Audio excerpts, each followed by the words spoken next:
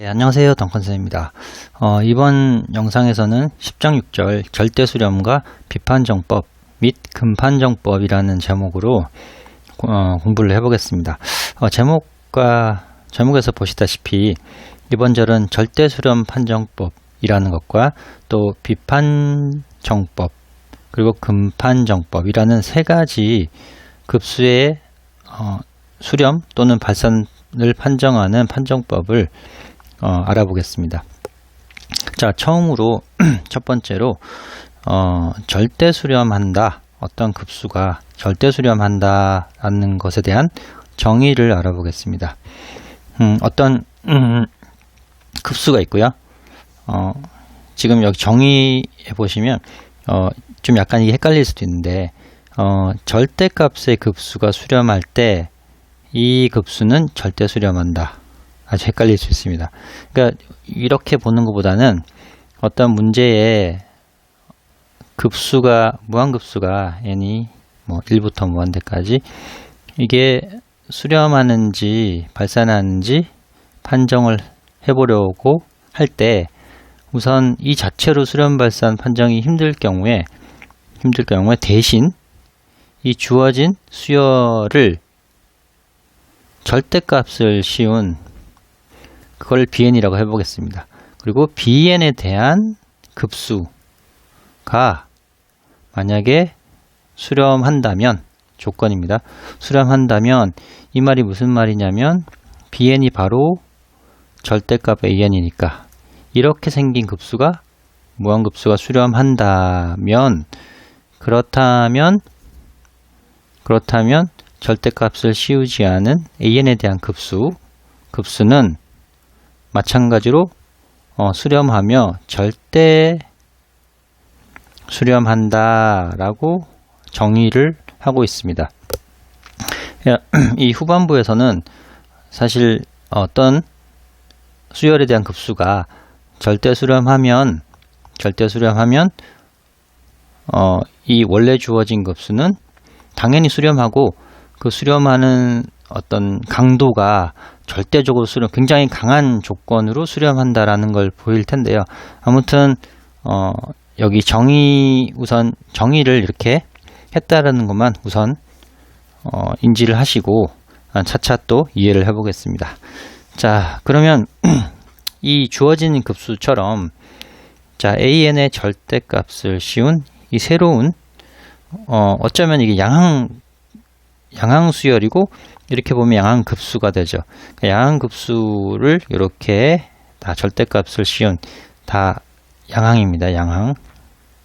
이런 것을 쭉 더해가는 급수를 생각해 볼 수 있고 만약에 an이라는 수열이 양항수열이고 그러면 이게 급수가 양항급수가 되겠죠. 그러면 양항수열이면 뭐 절대값을 씌워도 그대로이기 때문에 사실상 절대값을 씌운 급수나 원래 급수나 똑같습니다. 전부 다 양수이기 때문에 자 그러면 만약에 이런 경우에 이제 절대 수렴과 수렴이 같다라고 나와 있는데요. 그 얘기는 이렇게 생각해 볼 수가 있겠네요. 만약에 우변에 요 급수가 만약에 수렴한다 그러면 좌변도 당연히 수렴하겠죠. 근데 살펴보니까 절대값을 씌운 이 급수가 수렴한다고 위에 정의를 했기 때문에 우변에 있는 이 급수는 그냥 수렴하는 게 아니라 수렴하면서 더 강력하게 수렴하는 절대 수렴하게 된다라고 이렇게 이해를 해볼 수 있습니다. 자, 그럼 절대 수렴에 대해서 이제 정의를 한번 봤고요. 예제 1번 교대급수로 보이는데 이 급수가 수렴한지 발산, 여기는 절대 수렴한다라고 되어 있는데 한번 이 정의에 따라 절대 수렴한지를 한번 살펴보겠습니다. 자, 그러면 위에서 했던 것처럼 정의에서처럼 어떤 bn이라는 수열을 이 주어진 요걸 an이라고 해보죠.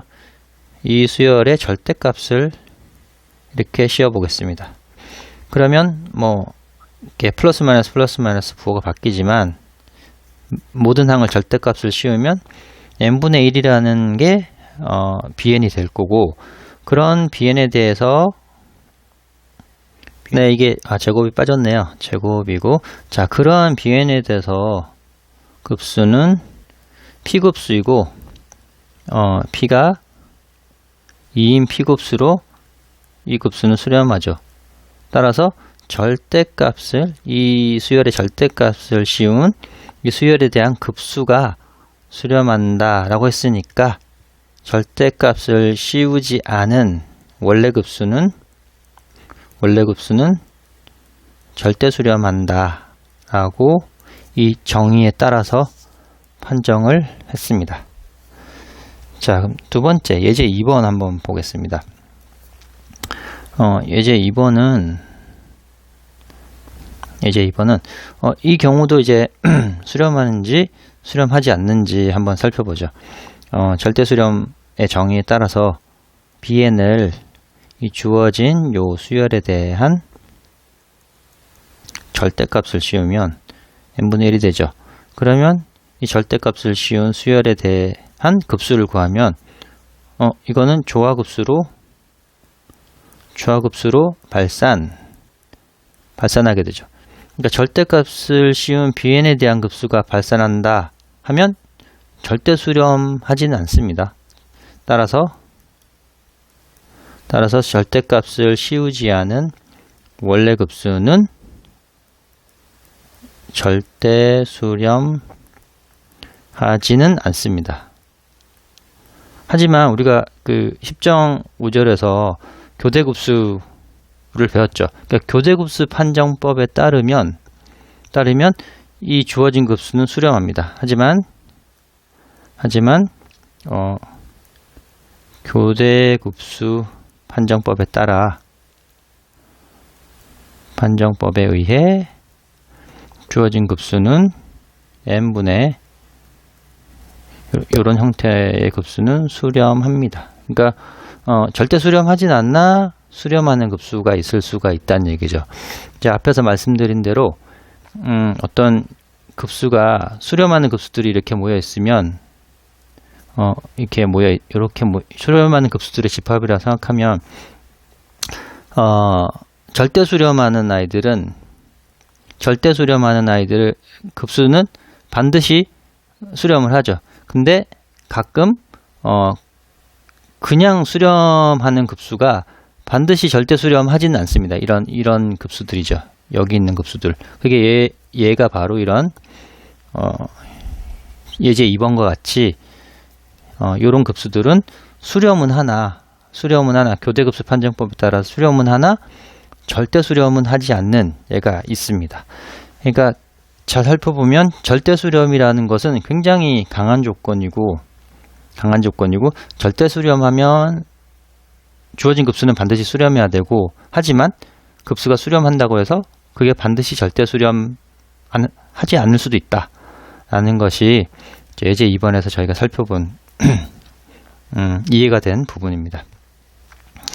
자, 다음으로 요런 이제 예제 2번에 따른 또 정의를 하나 해봐야 되는데요.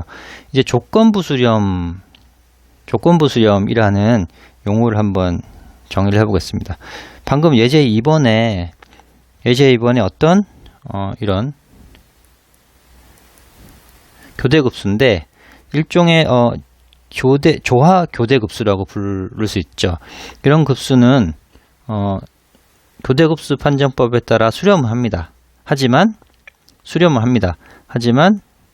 절대 수렴 판정법에 따라 절대 수렴은 하지 않죠. 그러니까 이런 특수한 경우로 우리는 어떻게 부르냐면 요 급수를, 이렇게 생긴 급수를 조건부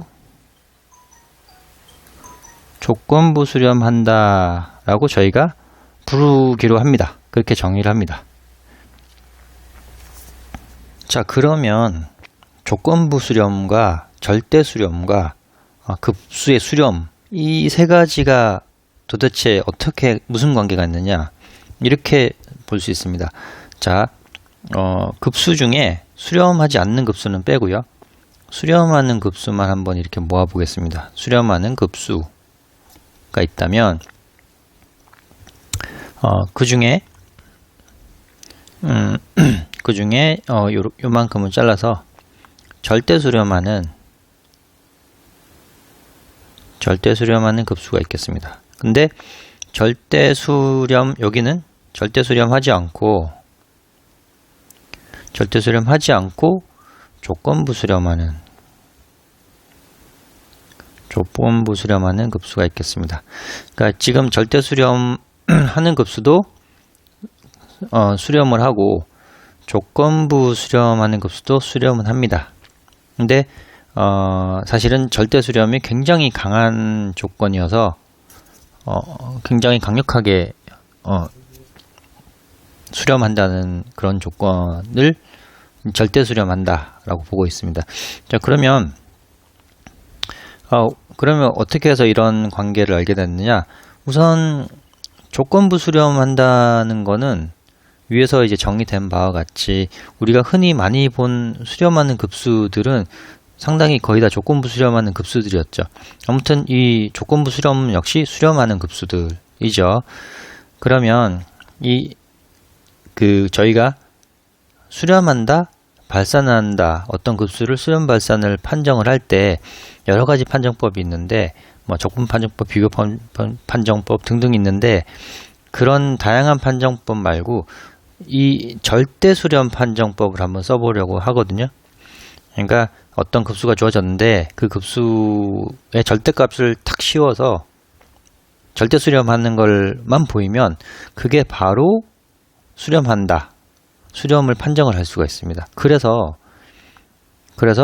지금 다음에 나온 정리가 어떤 주어진 급수가 절대 수렴하는 것을 보이기만 하면 그 급수는 수렴한다 라고 판정을 할 수 있습니다. 이게 바로 절대 수렴 판정법입니다. 절대 수렴 판정법이라고 합니다. 자, 그럼 이걸 증명을 해야 되겠죠. 급수가 절대 수렴하면 그 급수는 수렴한다를 증명을 해야지 이 판정법을 쓸 수가 있습니다. 자, 이 정리를 증명을 해 보겠습니다. 자, 가정에 의해서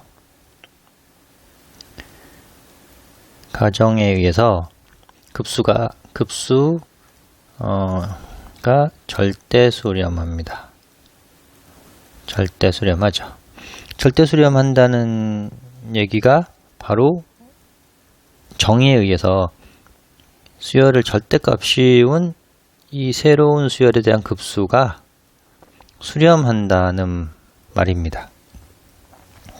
자, 그런데 한 가지 여기서 절대 부등식 한 가지를 생각해 볼 수 있겠습니다. 만약에 AN이라는 수열은 여기서는 굳이 양항수열이라고 말하진 않았습니다. AN이라는 수열의 어떤 항은 양수일 수도 있고 어떤 항은 음수일 수도 있습니다. 자, 그러면 만약에 AN이라는 항이 음수라고 한다면 그 AN의 절대값을 씌운 이 두 항을 더하면 어쨌거나 0보다는 같거나 큽니다. 그렇겠죠? 그러니까 AN이 음수여도 0보다 크고 AN이 양항수열이어도 양수가 큽니다. 자, 이것은 절대부등식, 항상 만족하는 절대부등식입니다. 그런데 AN 더하기 절대값 AN은 절대값 AN의 2배보다는 같거나 작습니다. 자, 이건 항상 참인 절대부등식이죠. 자, 따져보면 됩니다. 만약에 AN이 양항수열이면 좌변과 우변이 같게 되는 것이고, 만약에 AN이 어떤 항이 AN 항이 음수를 갖는다거나 그러면 이 두 항을 더하면 0이 되는 것이죠. 근데 음수항의 절대값을 씌웠으니까 우변은 양수가 되는 것이죠. 그래서 항상 이 부등식은 언제나 만족하는 절대부등식입니다. 자, 이 절대부등식을 이제 알고 있으면 그 다음은 쉽게 증명이 되는데요. 자, 가정에 의해서 이 급수가 절대 수렴한다. 즉, 이런 형태 절대값을 씌운 이 수열의 급수가 수렴한다 라고 했으니까 가정에 의해서 어떻게 되냐면 2배를 한 이 급수 역시 수렴합니다. 그런데 이 2배를 한 것은 시그마 1부터 뭐하는데 시그마의 성질에 따라서 얘는 1부터 안으로 들어갈 수 있죠. 자, 이런 새로운 급수도 수렴합니다. 왜냐하면 이 좌변이 여기서 수렴한다고 했으니까요. 수렴합니다. 그렇다는 얘기는 잘 보시면 그렇다는 얘기는 자, 요 수열에 대한 급수가 수렴하는 것이죠. 자, 그러면 우리 위에서 본 비교 판정법에 의해서